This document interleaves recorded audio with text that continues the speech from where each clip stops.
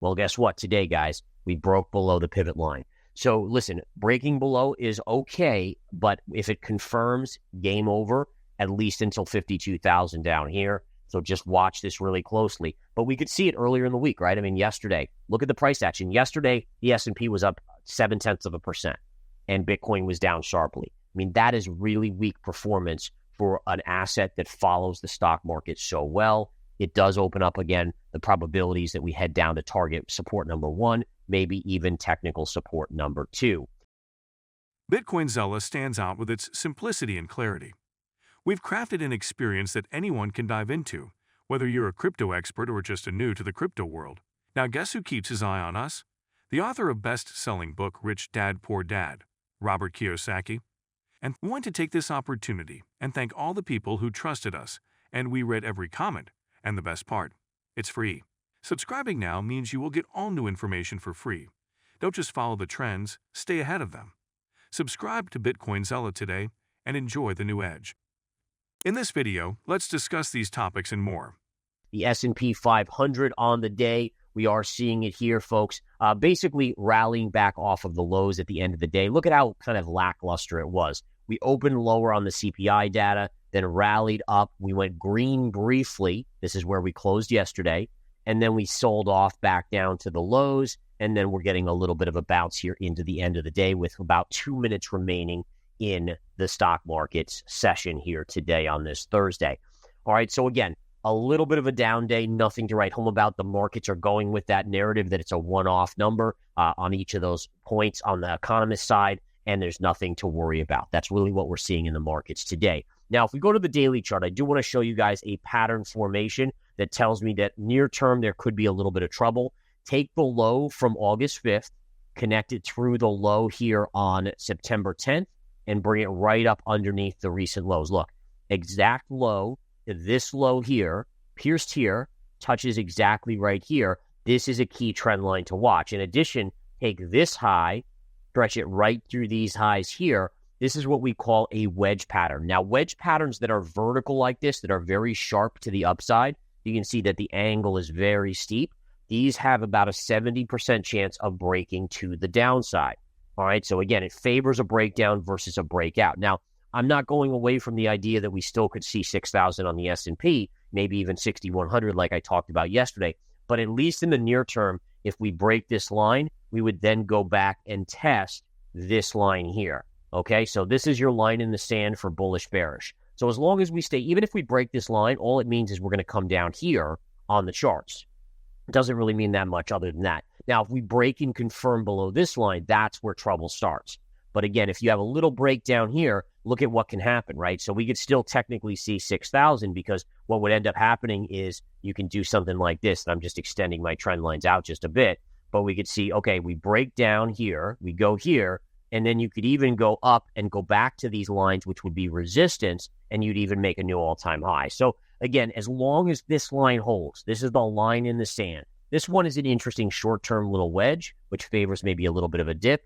But as long as this one holds at around 565 on the SPY, then you maintain a bullish, neutral to bullish bias. Okay? All right, so I just wanted to go over that with you guys because I think there is a little bit of a distinction there that's important to kind of recognize. And again, it will help us kind of monitor. But again, for those of you home gamers watching, all you care about is this line for the bullish bearish. But just in the short term, if we break here, then we probably at least test that line in the sand. Bitcoin faces a potential capitulation event with liquidity tightening in prices, threatening to dip below $50,000 before a bullish breakout.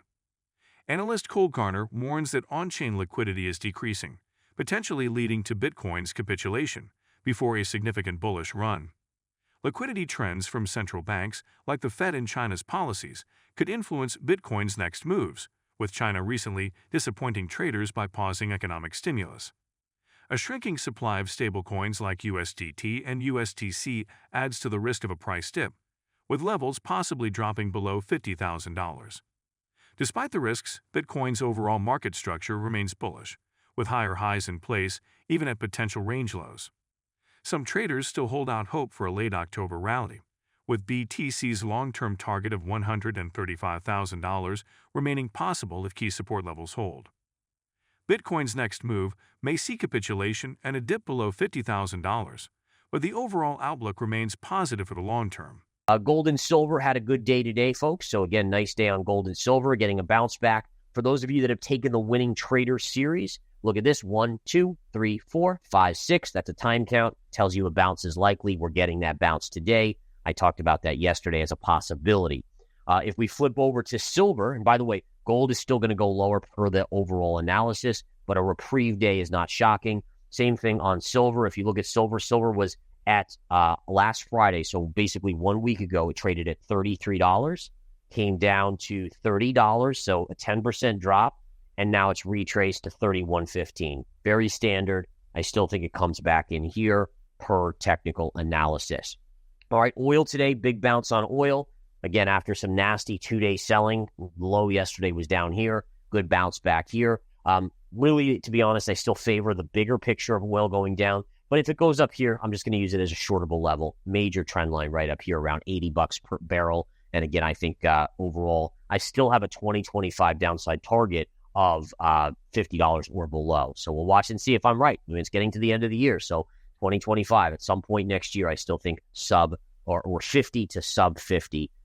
Now, I did take profits on my shorts on natural gas early this morning in the pre-market. This was a beautiful thing here, folks. Take a look at that. This is what I love showing, is that greed is not good always. You know, if you're greedy, you're still looking for more downside here. Yet we took profits down here in the pre-market session, right down here, and just said, you know, enough's enough. I think we banked 19% on the second half of KOLD after 15% yesterday. And then UNG with my commodities members, we took about 8.5% today on that early. And we would have given up a decent chunk of that. Not a huge amount, but certainly it got to bounce off those levels. And so you just have to kind of, you want to balance greed and target prices with risk and versus reward. And when you're down, at the time we were down 5 days in a row on natural gas, you have to say, okay, well, probabilities are starting to flip. Yeah, I might be able to squeeze a little bit more juice out of that lemon or that orange or whatever you want to say, but there's not that much to be squeezed here. It's oversold very short term. Let it bounce. I can always reshort it. That's the beautiful thing about it. Or if it doesn't give me another opportunity, there's always another trade. Always another trade for us to take. In a recent podcast episode, Joe Rogan voiced skepticism over Bitcoin's volatility and the speculative nature of digital assets, urging caution among investors. He also raised concerns about NFTs and the potential risks of central bank digital currencies, CBDCs. Rogan emphasized that investing in Bitcoin feels risky, noting the emotional decision-making that can stem from its speculative nature. He recounted stories of individuals chasing quick profits, only to face significant losses. Rogan expressed doubts about NFTs, likening them to overpriced digital art and questioning their long-term value. He cited examples of NFTs losing value as evidence of market instability. Rogan voiced alarm over the potential introduction of central bank digital currencies, fearing they could infringe on financial privacy by giving governments control over digital transactions. While critical of its current volatility, Rogan compared Bitcoin's journey to the Internet's early days, suggesting it could still evolve into a more integral part of the global economy, but only with cautious investment and understanding. Rogan's views highlight the ongoing debate surrounding the risks and rewards of digital assets, urging investors to approach these innovations with care. Bitcoin whales panic sell 1,500 BTC, losing over $50 million as Bitcoin drops below $61,000. The Fear and Greed Index returns to fear territory, signaling market instability. A group of whales dumped 1,500 BTC, bought at an average of $64,434 for just $61,965, resulting in a $50 million loss. They still hold 7,010 BTC, worth $426 million. The Fear and Greed Index moved from neutral to fear, as Bitcoin's price dropped by 2.6%, erasing gains from the past week. While newer whales panic, older whales holding BTC for over 7 years remain inactive, though past movements of such wallets have triggered market volatility. Bitcoin's dip hurt bulls, with $42 million worth of long and short positions liquidated, 94% of which were long bets expecting a rally. As Bitcoin faces growing selling pressure, whale movements, and market sentiment point to potential further volatility in the short term. If you've been with us so far, a big thank you. Don't forget to subscribe for free to Bitcoin Zella for your daily news. The link is waiting below. That's all for today's crypto news. Stick around for more updates, insights, and analysis on cryptocurrencies. Share your thoughts in the comments, like this video, and subscribe for more exciting content.